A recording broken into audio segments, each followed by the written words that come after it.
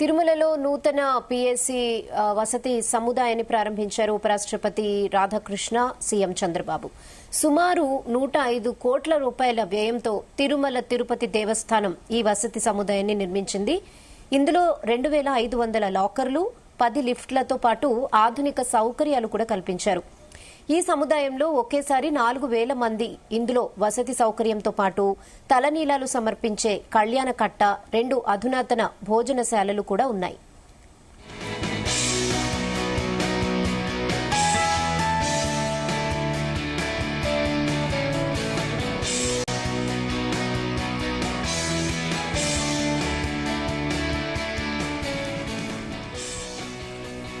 అలాగే 24 కోట్ల రూపాయల వ్యయంతో ఏర్పాటు చేసిన ఏఐ సాంకేతికతతో కూడిన కమాండ్ కంట్రోల్ సెంటర్, 3 కోట్ల వ్యయంతో ఏర్పాటు చేసిన లడ్డూ ప్రసాదాల రా మెటీరియల్ క్వాలిటీ టెస్టింగ్ సెంటర్ను సైతం మంత్రి లోకేష్ తో కలిసి ప్రారంభించారు.